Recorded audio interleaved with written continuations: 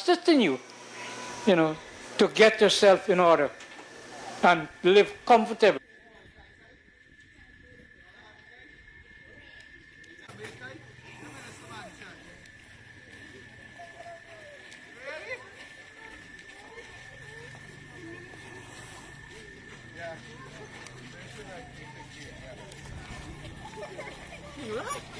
I'm here, sir.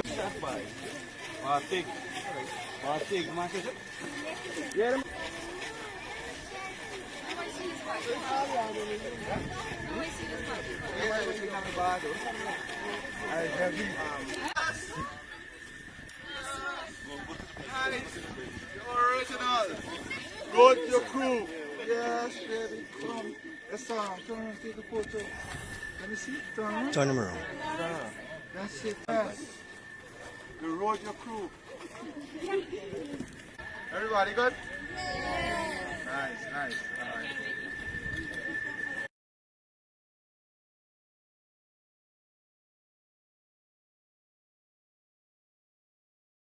And greet our President, His Excellency, Dr. Mohammed Irfaan Ali.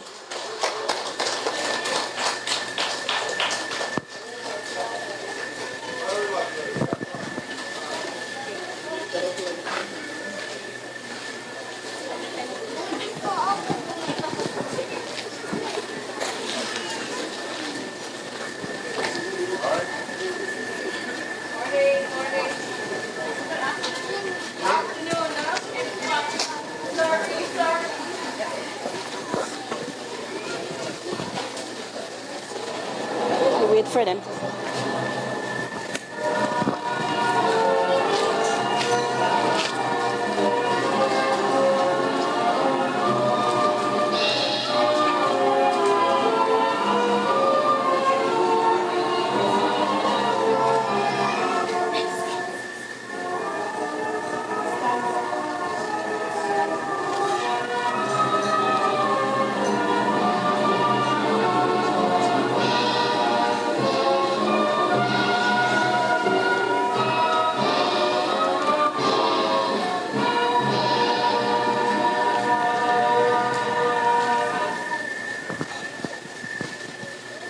All right, let us remain standing as I read the universal prayer.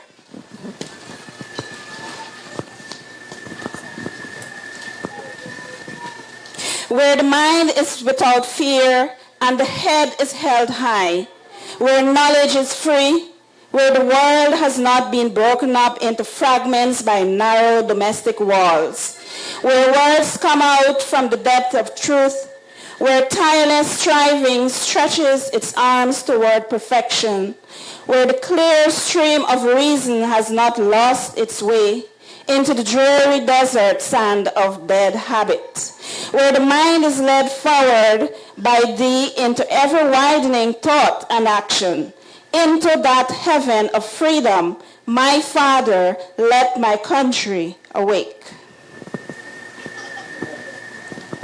Let us now stand for the national pledge. I pledge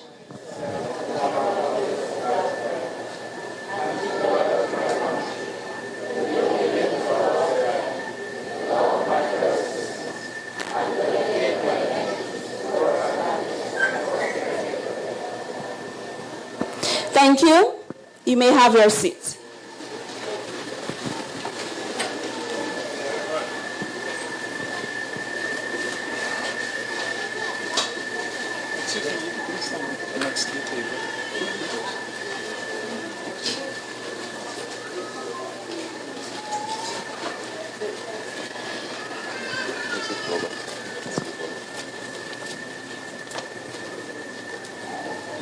To are the ministers. I put them.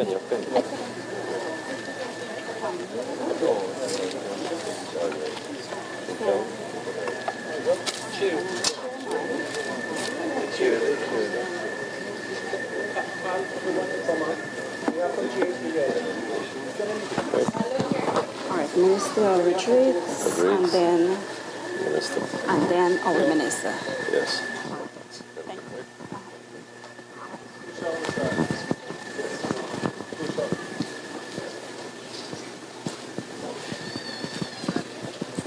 All right, everyone. So we will now go straight into the program, where we're going to have the welcome and opening remarks by Tu Sha of Yupukari Village.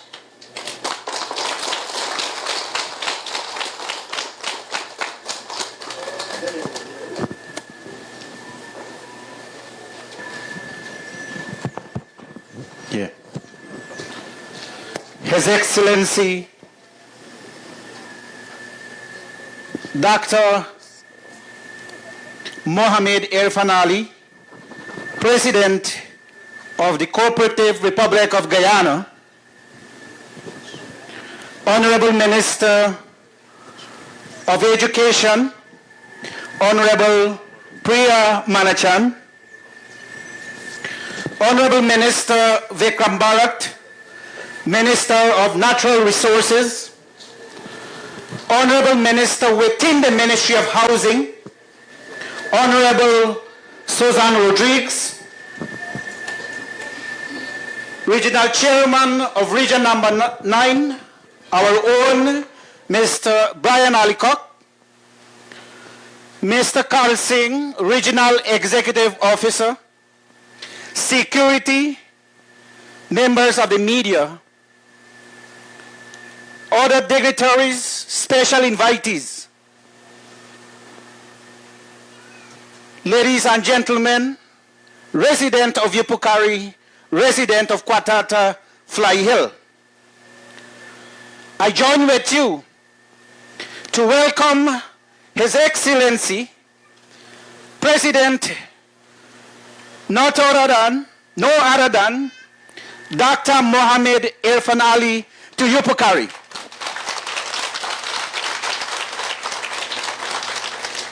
And other members, the ministers, as I would have mentioned, from the Natural Resources, Minister within the Ministry of Housing, and our own also, Honorable Priya Manachan. Today's speaks a volume as we have been receiving. And today has been a very high and auspicious moment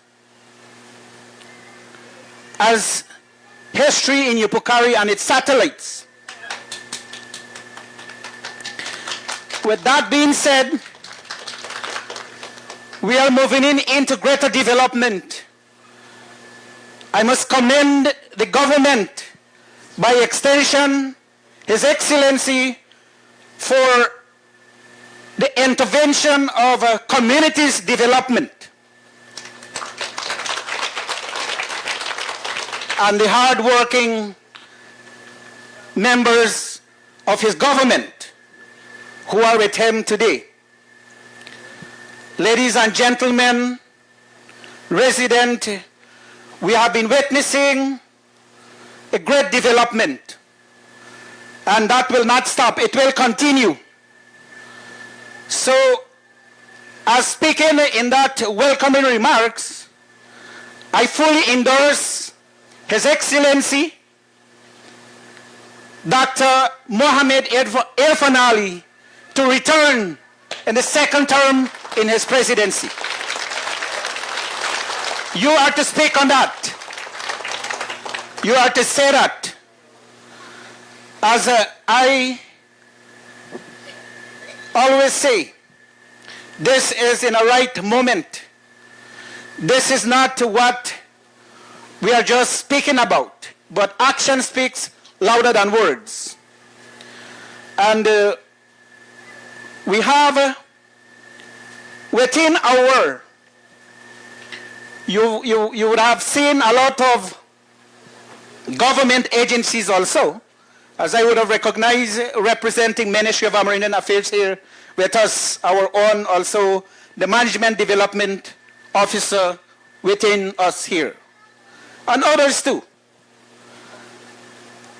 And Regional Chairman and REO also, who are on the ground in Region 9, and also representing the ministries I see here from the education sector, that they too play a great role in implementing the projects that has been implemented by the relevant authorities, relevant government agencies. We have seen a great, by extension from region 1 to 10, right across the length and breadth of our own country, which we call one Guyana. So, ladies and gentlemen, let us give, in welcoming our own president, another big round of applause. A resounding round of applause as he is being seated now, so that we can hear in few minutes of his more commitment when he returns in his presidency in the second term.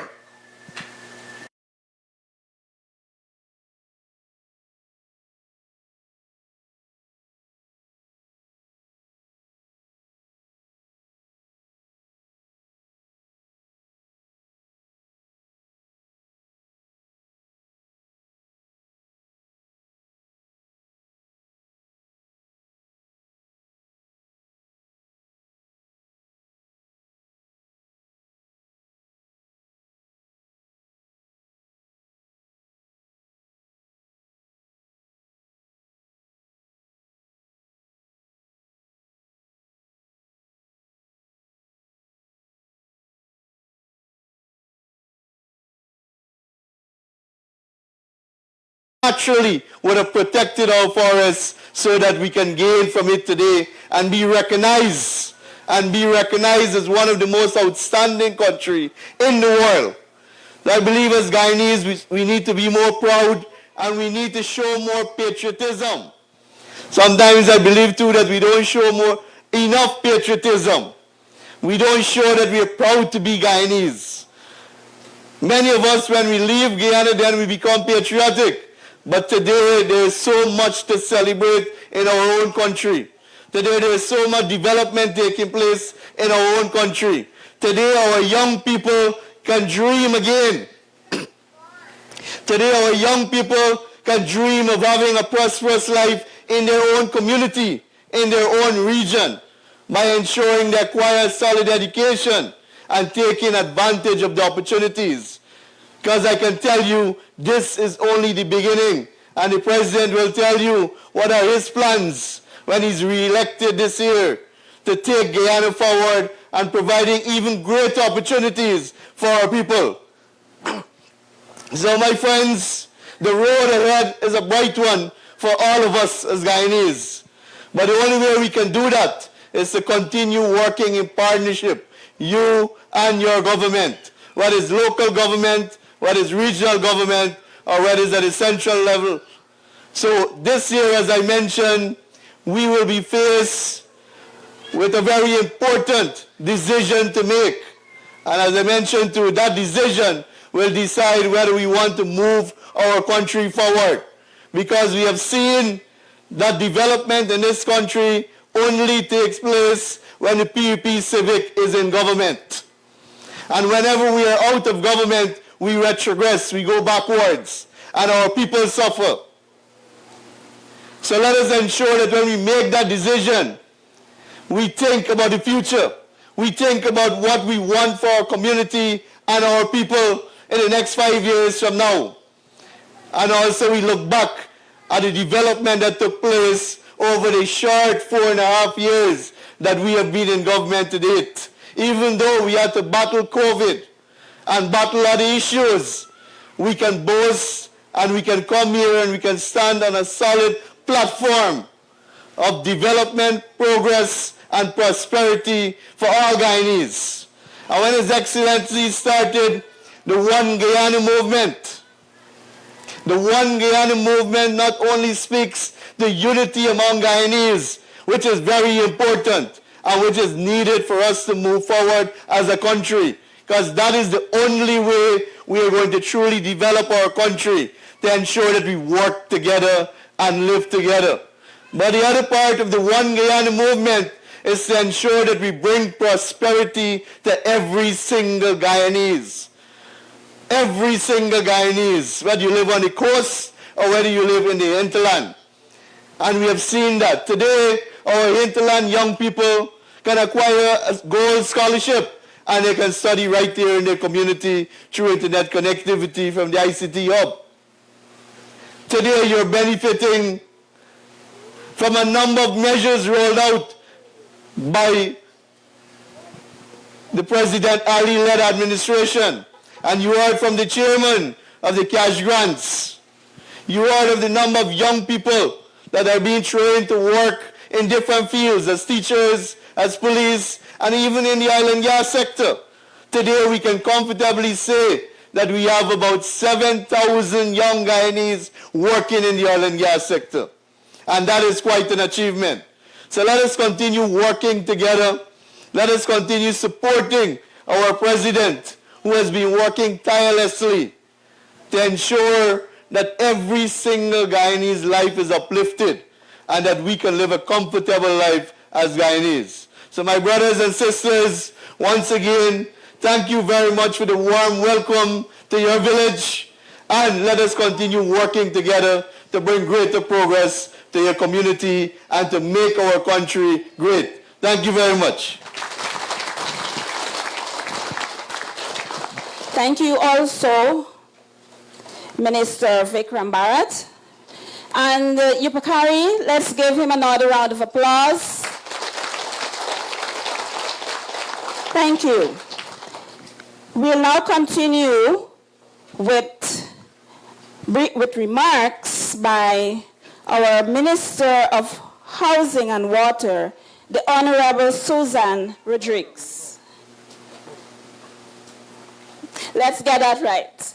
So we will continue with remarks by our Minister of Education, the Honorable Priya Manichan. Thank you very much, Madam Chair. We're confusing you, too many of us. Good afternoon, and we're very, very sorry that you had to wait. But as Chairman said, President got his own style. His own styling. He doesn't like to leave people if they're trying to speak to him. And so we're just coming from Katoka, where there were residents of Katoka and Samoni, where we just opened a new school. And we're now here at Yupukari to commission a school, secondary school for the children of Yupukari in Fly Hill and Kaikumbe and Kotata. And this is the second school, secondary school, President Ali is commissioning for today. But I want to pause and take you back to 2020. In 2020, we had an election in March. And because the people who were then in government had to be forced by the world, by CARICOM, by the Commonwealth, by the UN, by the US, Canada, the UK, and every other country, had to force them out of office because they wanted to steal your will. So we took 5 months before President Ali could be sworn in. But we had another, because that was one disaster. We had another disaster happening at that time around the world, COVID-19. You remember that?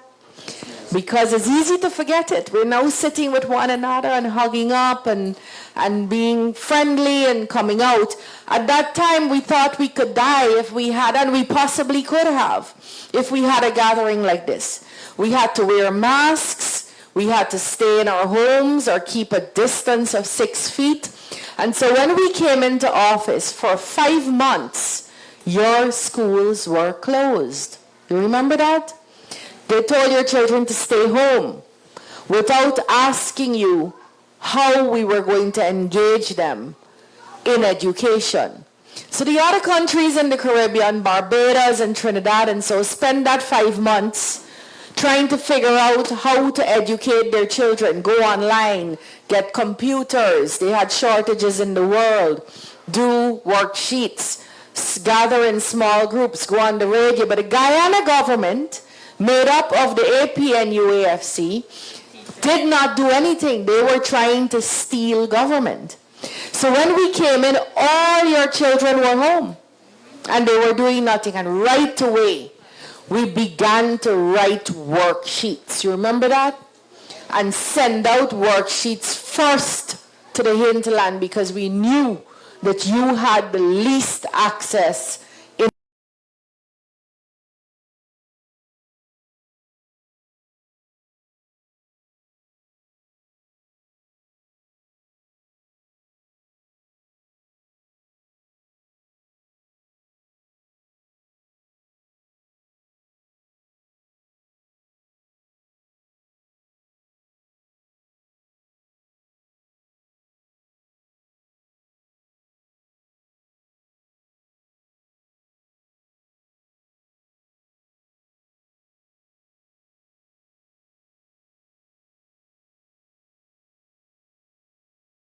channel.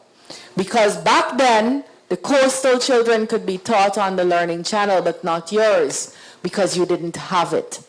All your schools now have that. All your children now have access to that education. Then we bought textbooks, and we gave it to all your children, and not just any textbooks, because sometimes people say, oh, in Barnum days we used to get textbooks too. We used to get textbooks, but it's what kind and how many? What we bought for your children is exactly what the private school children in Georgetown were using. So if you see books like Guyana, Our Country, Our Home, it's not a Guyanese, it's about Guyana, but we don't own it. Or Graded Math, or a Process of Learning English Grammar. Those are only books you could have gotten if you had a credit card and could go online and buy it. Or if you could jump on a plane and go to Trinidad and buy it. Your children couldn't get it. Now each and every child has a package in their book bags to carry home.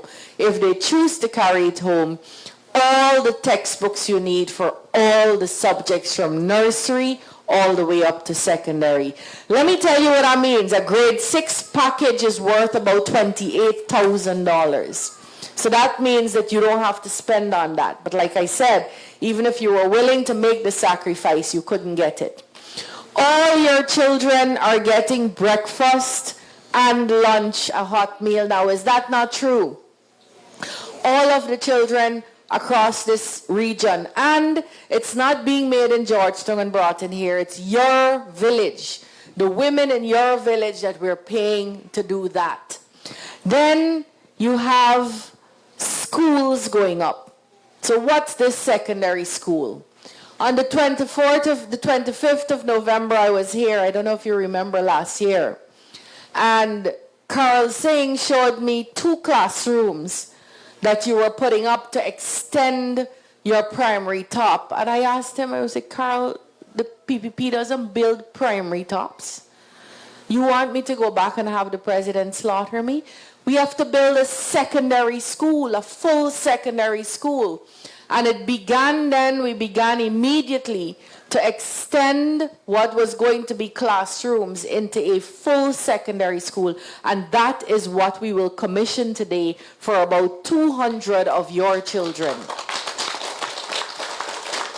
Not a primary top, a discrete secondary school with trained teachers to teach the secondary program. It's not a department. And this is in Yupukari today.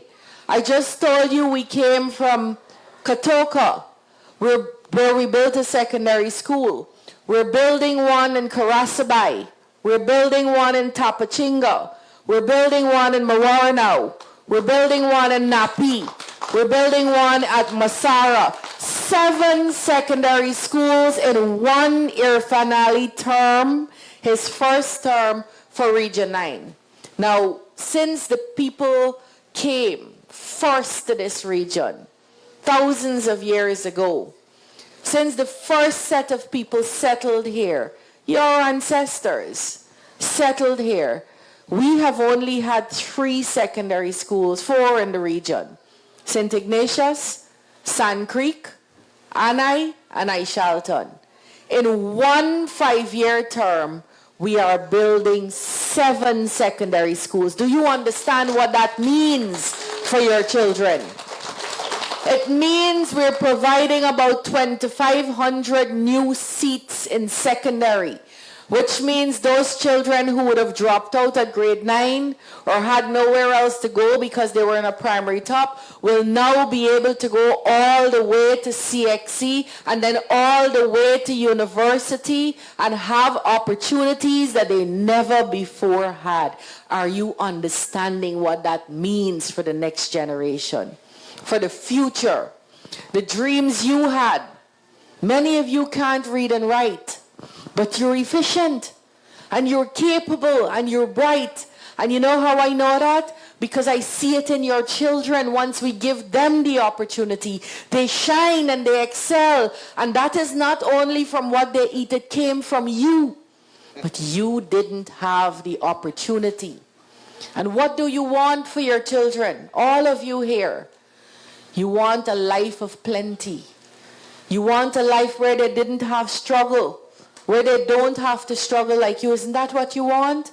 If they want to be a doctor or a lawyer or an accountant or a farmer, whatever it is they want, you want that for them. Isn't that so? And that is what we have to give to you. Not because we're doing you a favor, but because we are your servants and we must serve you. But that is our philosophy. Shortly, we will begin to distribute to each and every school child in the region $55,000. That will happen in the next couple of weeks under the Because We Care cash grant.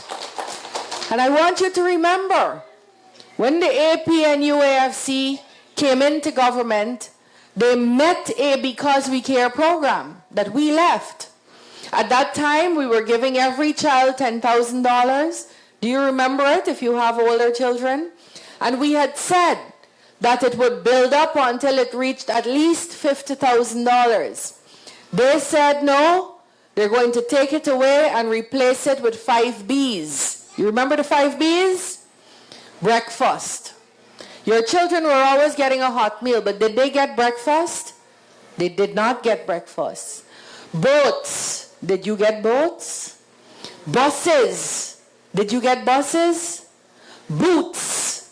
Did you get boots? And some other B. I don't remember what the other B is. Bicycles. Did you get bicycles? So here is the thing. The Irfaan Ali government has given more buses and boats in 4 years than they did in 5 years. We have also introduced breakfast, although your children were already on the hot meal program. So that's 2 of the B's. We're giving you all the books you need. Where there is a need for boats, well, I said boats and buses, we've given more. Plus, we are giving the cash grant. Do you understand what that means? You get all they gave you plus the cash grant because we do not take away benefits. Now let us look at what they could have done at the time that they took away the Because We Care cash grant. It was $1.6 billion. This school that we just commissioned cost just under $100 million. They could have built 16 secondary schools across this country, but they did not. Do you know how many they built? Across the whole of Guyana, the AP and UAFC started and finished exactly 0 secondary schools. 0. None. Not. None. We are currently in 1 term building 35 to 38 secondary schools or extensions or major extensions. And my friends, a lot of people will come to you and tell you we didn't have the money. But is that true? You took away 1.6, couldn't you put down 1 single secondary school here in Region 9?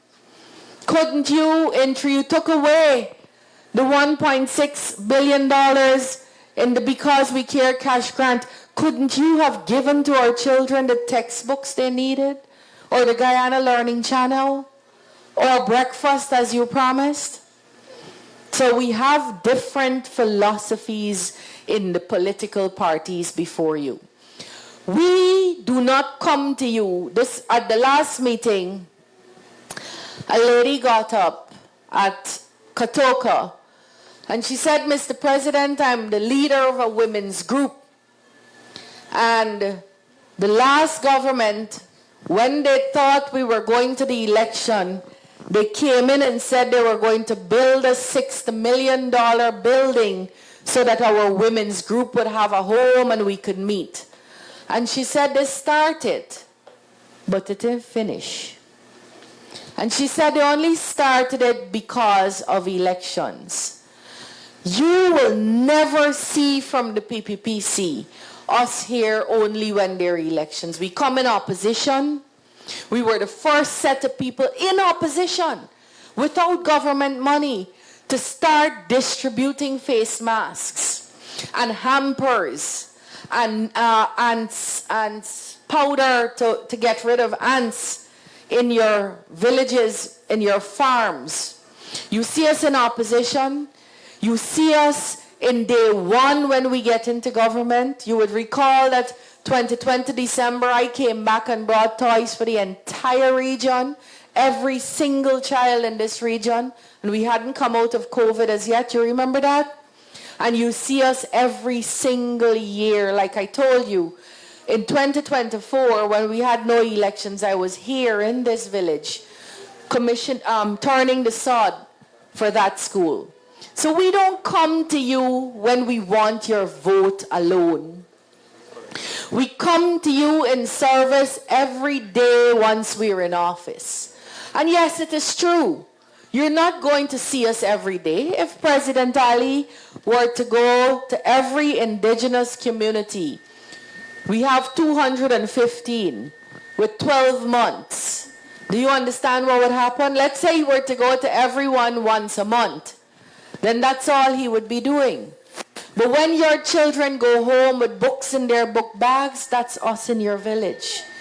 When you're able to go to the health center and get your medicine, that is the president in your village. When you're able to get water, and I understand that's a problem, we're trying to fix those things. When you're able to get the Guyana Learning Channel, that is us serving you in your village. So we mightn't be here every day with you, but every single day, every single minister, the vice president, the general secretary of the party, and the president are working for you, are working to make sure your children do better. Now, what does the school mean to you, my brothers and sisters? It means that those of you who decided, and I know there are many of you, that you did not want to send your children to board and lodge at St. Ignatius. And that is why you kept them here in the primary top. And many children from Fly Hill and Kotata and Kaikumbe stopped going to school. So what does that mean? It means now your children could stay home, in your homes, be loved by you, be guided by you, be watched by you, be fed by you, and still get an education. And when they're finished that education, they could then go into university. They could study on the Guyana Online Academy of Learning right here in 20 foreign universities at no cost to themselves because the government pays for that. And so that's how seriously we take education. If you look at your trained teachers, we used to be able to graduate 535 at most teachers per year. By the end of this year, we would have graduated 5,000 teachers in the system.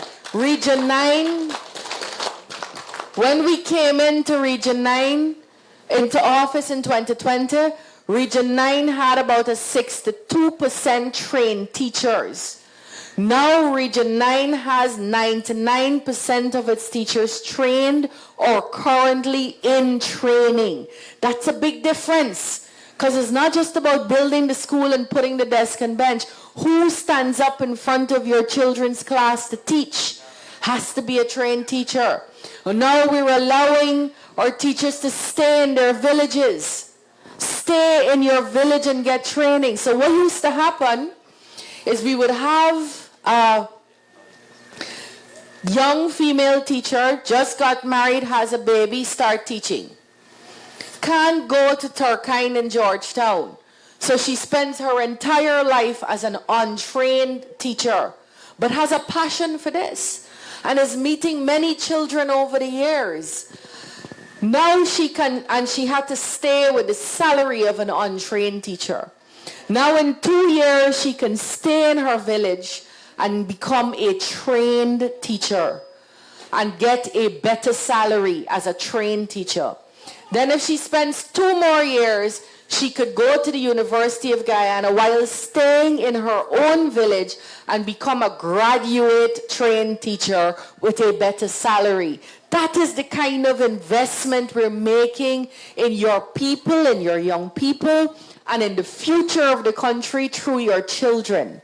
So my friends, when we come here and we tell you we love you, when you hear the President speaking of service and love, when you hear the General Secretary speaking of the PPP's philosophy to serve the nation and do so equitably and equally, these are the kinds of things we talk about. It doesn't matter which mountaintop you're living on or which valley you're living in, which stream you're living by on, which coast or bank, river bank you're living in. You will see us, you will feel us, you will get our service. Because all across Guyana, that is what we're doing.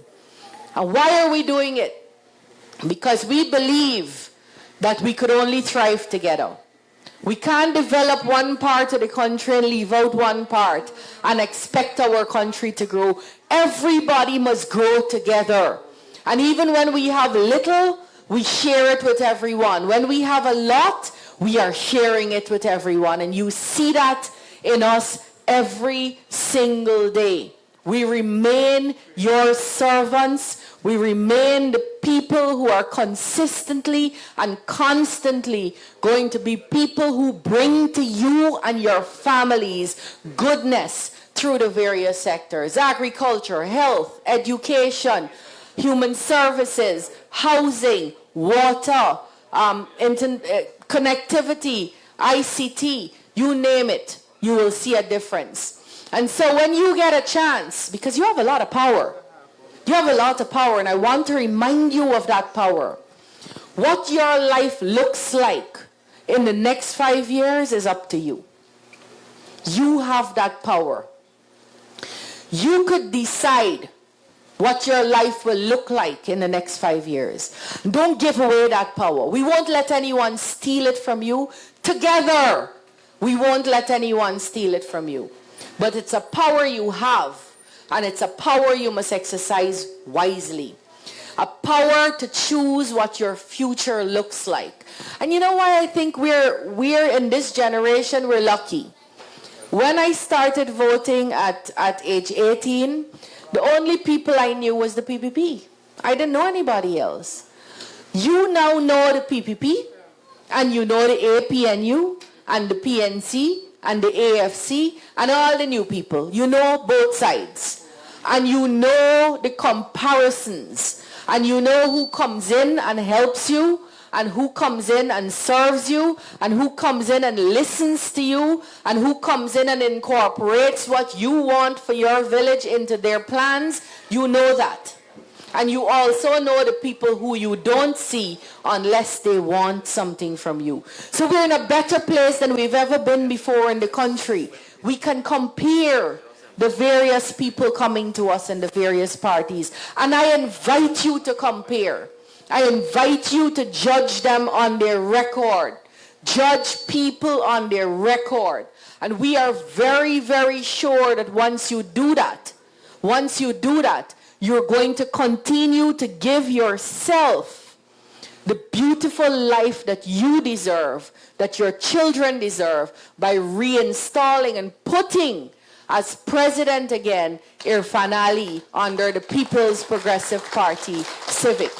So today, on this Easter Saturday, the day before Christ rose, and in that rising brought hope to mankind, and promised us that we would have eternal life in him, I invite you to come along with us on this journey of love, on this journey of hope, on this journey where there will be more and more opportunities for your children, on this journey where you can be right here, anything you want to be. Join us on this journey. Today, on this Easter Saturday, when Christ is risen, join us in this journey of hope and love. I thank you and God bless you all.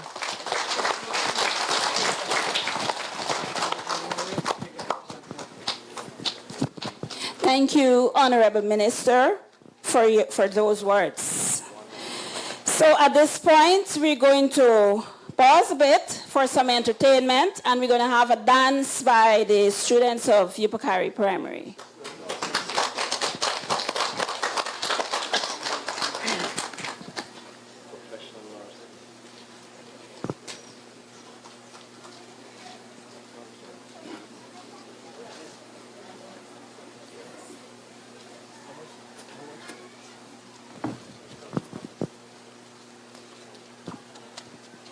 Students for the dance.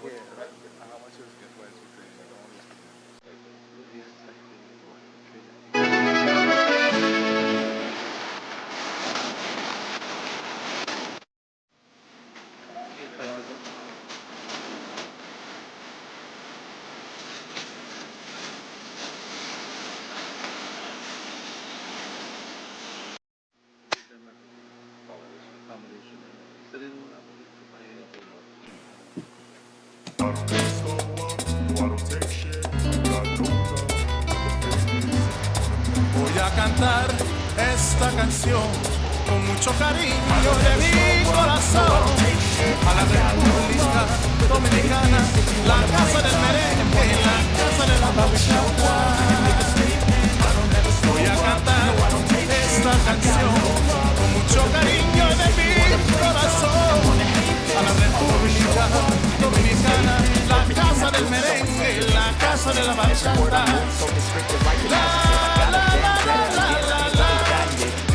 La casa del merengue, y la casa de la bachata.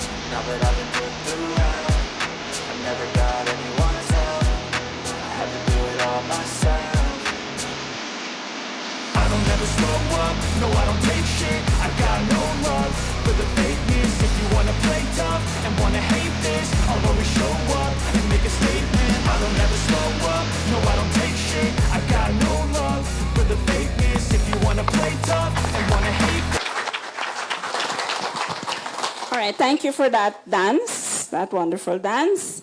And now let us stand. All right, so we'll now have the feature address by His Excellency Dr. Mohammed Irfaan Ali. Thank you very much. Thank you. Please have your seats. My respected elders, young people, the beautiful people here of Region 9, specifically Yupukari and some of the satellite communities in Fly Hill, Kaikombe, and Parishara, Quataman, Quataka. Those are the ones here. Quataka is here? There's a project from Parishara to Kaikombe.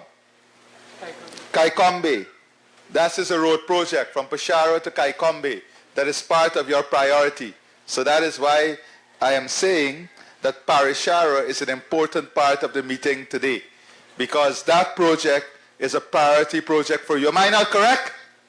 Yes. Is that project a priority? Yes. Good. So you see, we are ahead of things. We are on top of things. I want to say how very pleased I am to be here with you, and in this rain on a Saturday, in this rain, you are here. All of you are here. And I want to say thank you very much for this type of commitment. This type of commitment for your community. This type of commitment for the development of your villages. And indeed, this type of commitment is grounded in your belief system. Because this weekend, it's a very religious weekend. And we're celebrating important life concept. And as a religious community, you know, like every religious scripture, the Bible teaches about the importance of community, encouraging believers to actively participate in building and strengthening communities, fostering love, unity, mutual support, and of course, acts of service and shared resources.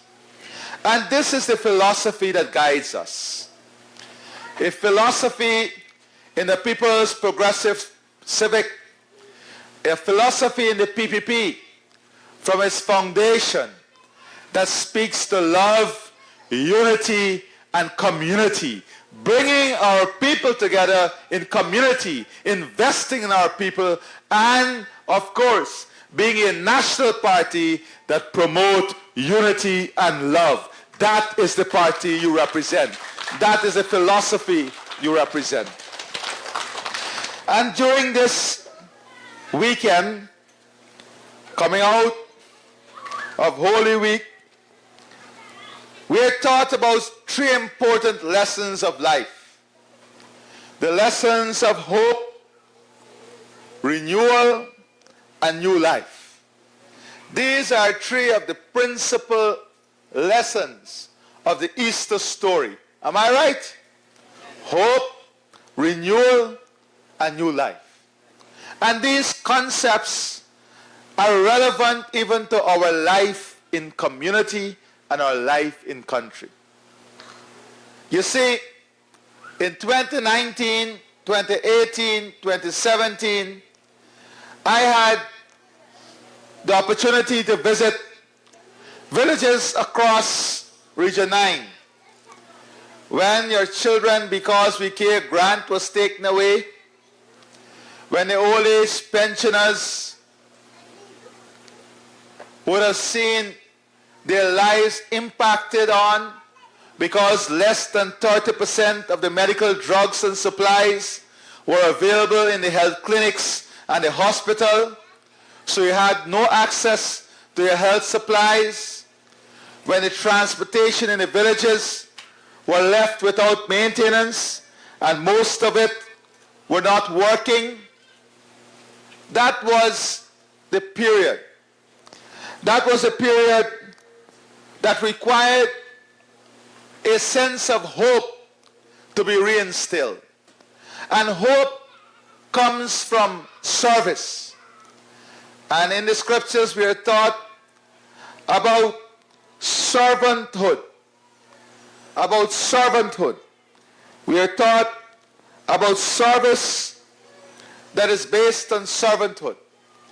And if you look at our philosophy and what we have done since we came into office in 2020, you will see that every day of the year we were in service to the people. We were in service with you. And we thank all of you at a community level for being a part of this journey, for being a part of this partnership, for coming together, for us working as Proverbs 17:17 reminds us. A friend loves at all time, and a brother is born for a time of adversity. And the PPP Civic has been and continue to be your friend and your brother throughout every season. In the difficult times, in the good times, in the hard times, in the easy times.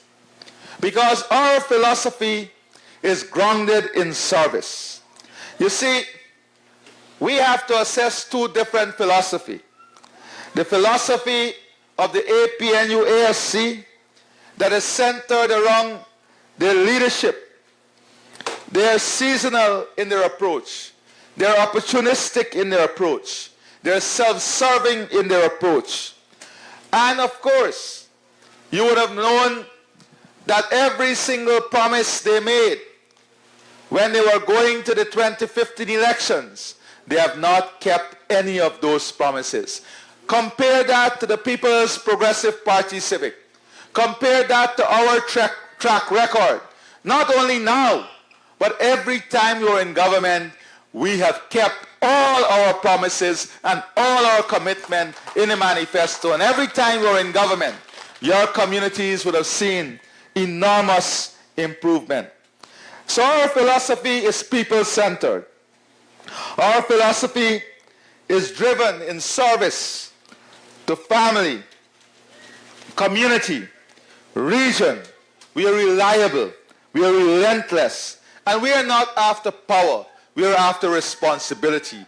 When we come to you and ask you for your support, we ask you for the responsibility for you to trust us with the responsibility of making your lives better, your children's lives better, your parents' life better, your community life better. And as you look around this community, the beautiful new roofs, the new buildings, all the new structure, the new school, your community is growing and getting more prosperous and better. Am I not correct? Your community is better off today. And that is because of this philosophy of service. This philosophy of being reliable. This philosophy of being grounded in service to you, the people. Understanding, as we are directed, be shepherds of God's flock that is under your care. Watch over them, not because you must, but because you're willing, as God so wants. So when we are given this responsibility, it is not caring for the people and watching over them because we must, just because it's a duty and responsibility. It must be because we are willing. We are willing to sacrifice. We are willing to come out here on weekends. We are willing to have meetings in the community. We are willing to walk with the people. We are willing to lift the people up. We are willing to sacrifice and work with the people. And my dear friends, my brothers and sisters, let us take a brief look at the period of COVID when we were in opposition. And I'll demonstrate to you how committed we are. When no one wanted to go in any of the communities, when the government was not doing anything in any of the communities, What did the PPP Civic did? What did the PPP do? The mayor is here, and he will tell you that we launched a national mass campaign from opposition. We went village to village in opposition, market to market, community to community, sharing out masks, making masks and sharing out masks and sanitizer and hampers, because we are a party that cares about people in or out of government. We are constantly there with the people. That is our guiding philosophy. And we must always remember that if APNU, AFC hold the reins of power in this country for 36 years,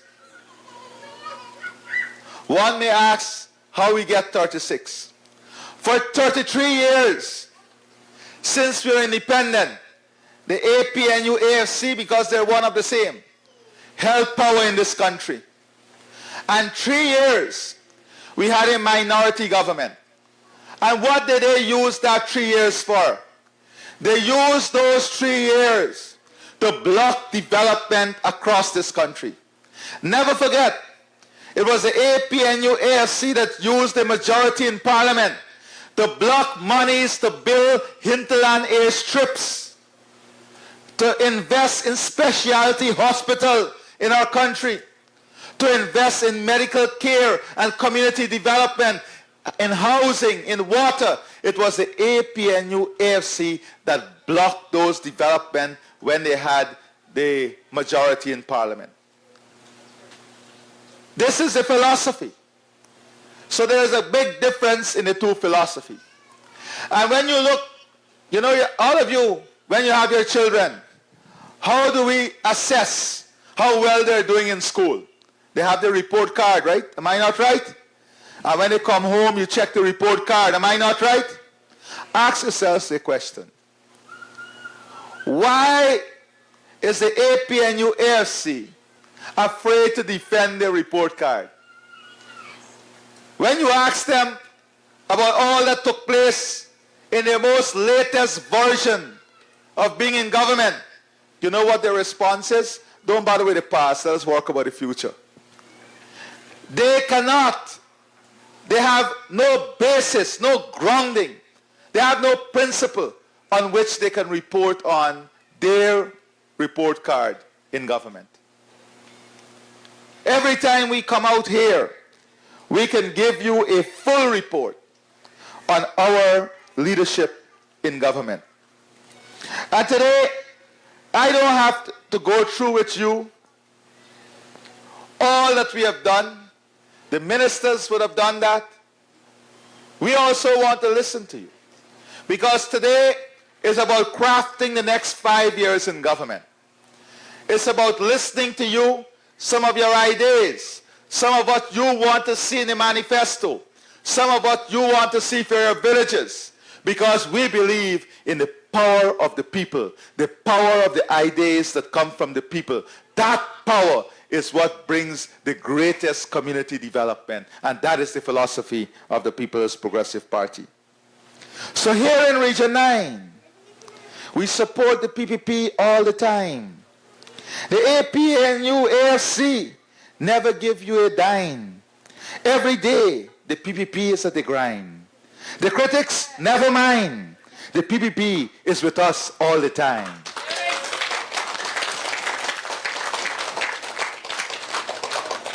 And that captures concisely what the PPP is about. You must remember that when a sitting minister in the cabinet of the APNU, AFC refer to indigenous people, to our Amerindians, as greedy, it is the PPP Civic that stood up and asked them to apologize. They never did. As a government or individually, they never did. But as your humble servant, I apologize for him, because he know not what he speaketh of. You are the rock of this nation. You are the foundation. You are the first people, and you deserve the highest and greatest of respect and regard. That is why continuously we'll invest in you. And you know, Priya was speaking about education. In this region now, we have about 491 trained teachers, most of whom were trained under different PPP government. But now, as I speak to you, imagine over the years, we have been able to get 491 trained teachers. In the last 4 years alone, we have more than 473 teachers now under training right here in your region, right here in your community to become trained teachers. And you know what? They used to get a stipend of $10,000 per month whilst they were doing training. Today, not only are we paying for that training and giving them the training right here in the region, but they are getting a full salary every month whilst they're being trained. It is not by accident that you now have 473 teachers who are on the training. It is because of the investment we have made to ensure that your children had access to secondary education that give them the basis on which they can now enter the teaching profession. Because when the PPP took office the first time in 1992 after the dictatorship, you had absolutely almost zero access to secondary education in this region. Today, with full access to secondary education, all your children would have an opportunity to be what they want to be. We just came from Katoka Secondary that we opened. And in that secondary school, there is a science lab. And two young girls, I'm not even speaking about the homemakers, Minister said, and the IT and the smart classroom, the science classroom. And what touched me is two young girls came up and they said, Mr. President, we can now dream of being doctors without fear because we now can do science in this secondary school.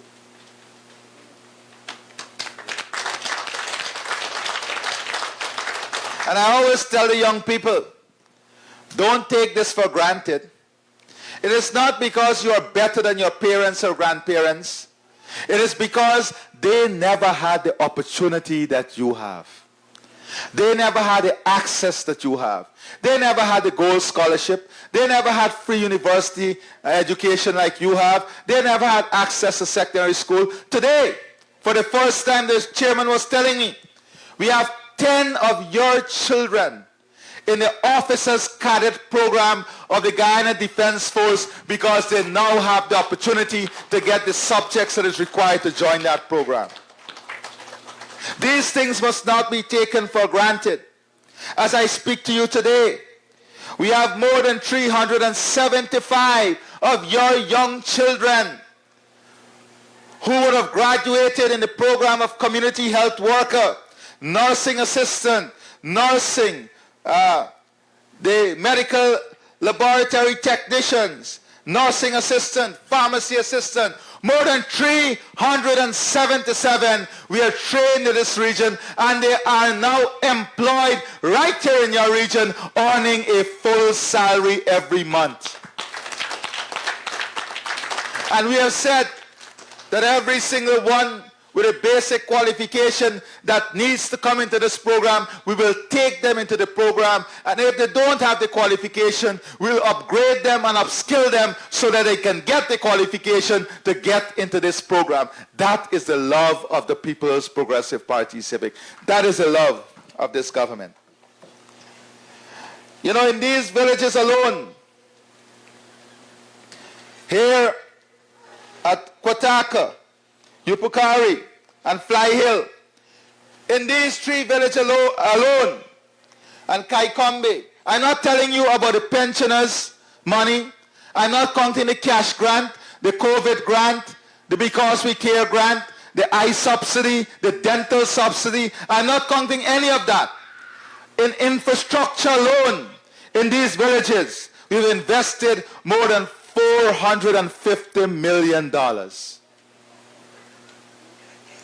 is why today you have water. Water is not the issue, but now you want water to be extended. You want the network to be expanded and extended, and we understand that. Because as the community grows, as development improves, as you have greater assets and greater access to healthcare, education, you want better service, extended service. And you can rely on the People's Progressive Party to give you just that. So my friends,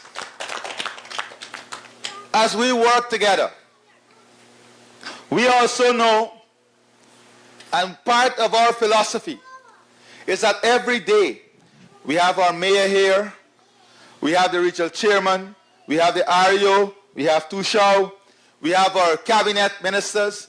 They come to the community. And every day we are working on how we can bring initiatives to further strengthen and enhance the community.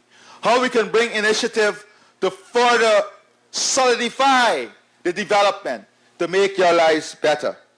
And as we craft the way forward for the next 5 years with you, in consultation with you here today, we know that there are some things that are important that we are already discussing with you on implementing now and in the new budget. These things are under active implementation, and I want you to be assured. For example, in Yupukari, connecting the satellite villages, you want minibuses. Also, you want further help in transportation. Am I not right? The Ministry of Amerindian Affairs already took note of that, and we are already procuring 2 buses to support the satellite communities. You know, as a 17-year-old, I had the honor to 18 years old to work with state planning. And I work under Minister Barry Jagdeo and President Barry Jagdeo as a technician and then as a cabinet minister. And I always remind him that when we are going to these communities first, the big request used to be a fork and shovel and cutlass. Today, we have grown to the extent that our requests are ATVs, chainsaws, minibuses, boat, engine, health centers, clinics, hospitals, schools, because you know the People's Progressive Party Civic has delivered and has made life incrementally better for you in these communities. So I know we are already in the process, and I know this community, one of the main things here is that you're about 70 kilometers from Letem, and you want an ambulance. Am I right? Yes. I want to tell you that that ambulance is also being procured for your community. And I don't have to remind you about the CSOs and the part-time workers and the more than 35 members of the community policing that we have here in the satellite. And I have good news for them, because we are going to put them on the pathway project so they can get a stipend here in these communities working. All our community policing group members. The 72 CSOs that lost their jobs under the AP and UFC, they took it away. The more than 40 pathway workers, the enhancement workers, all of these people who are working in these communities. In Fly Hill, the Yupukari Bridge, the Yupukari and Fly Hill Bridge. I know we made it out of wood. Am I not right? We have a timber bridge there. Am I not right? And now the community want to upgrade it into a concrete bridge. And we have asked the region and the ministry to put that in the program, in the budget, so you can have that concrete bridge there. And Katoka Junction to Fly Hill, which is about 3 kilometers. Am I not right? It's about 3 kilometers. We are doing our work. Every day we are in service to you. That is how we know all of this. We're going to continue work on upgrading that road because that is important for you. And in Fly Hill, you want the trestles by the school and the health care. We have to build those trestles and put the black tank. And we have that in the program also. And furthermore, for the 516 households, we have already earmarked the tank project so you can harvest and harness your rainwater from your improved roof that you have. So every household will get one of that tank to support this initiative. And then the Kaikombe Sport Ground, that need further enhancement and work. Am I not right? You need that? That is also in the program. And Kaikombe is now talking about developing a housing scheme. They want to develop housing close proximity to each other. Am I not right? Isn't this what you want? I have asked the Minister of Housing. I know you want help to do it. Fly Hill also. I've asked the Minister of Housing to take note of this and to see how we can support this. Because in our next term in government, we are going to expand the housing support and core homes project in Region 9. We have to build at least 1,000 of those core homes across Region 9. That is what you want. Not what we are imposing, what the people want. And then we have, of course, the Parishara to Kaikombe Road, the Laterite Road. That's about 5 to 6 kilometers, right? Where is Carl? 5 to 6 kilometers. I've already asked the engineers to look at that so we can work incrementally, kilometer by kilometer, to upgrade that Laterite Road so you can have a good road. These are the things that worry us. These are the things that we work on every single day. I can remind you of the grant for the new babies, the fertilizer. Every single farmer will get 1 bag of fertilizer per acre of land. So if in the village you're farming 60 acres of land, you will get 60 bags of fertilizer coming here to support the village. These are the things that we are doing. The CXC help. Yesterday we heard a story of how important this is for your children. So not only are we supporting access to secondary education, but we are now paying for the children's CXC. We are giving them free university education, the Gold Scholarship, access to the internet, jobs, creating opportunities for people all across our country. The investment to ensure we protect you against cervical cancer, the iCare iVoucher, the healthcare voucher, the support for dialysis, all of this is tens of millions of dollars that we are spending in your communities, in your region, to make your life and quality of life better. So you have a friend, a trusted friend in the People's Progressive Party civic government. You have in the People's Progressive Party civic government our commitment for hard work, our dedication to service, our servanthood leadership, that seek to always put the people first. You are the center of development. So as we continue to work together, as we continue to build together, always know you have a reliable partner in the People's Progressive Party Civic. And as we move forward, we want, as I said, to hear from you. Because today is mostly to hear from you about your ideas, your thoughts, what you see as your priority, and how we can address those priorities. So with these few words, I thank all of you, and God bless all of you.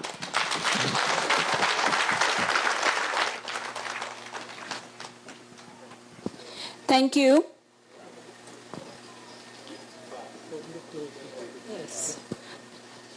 All right, so at this point, the floor is now open to you for questions that you may have from the different villages.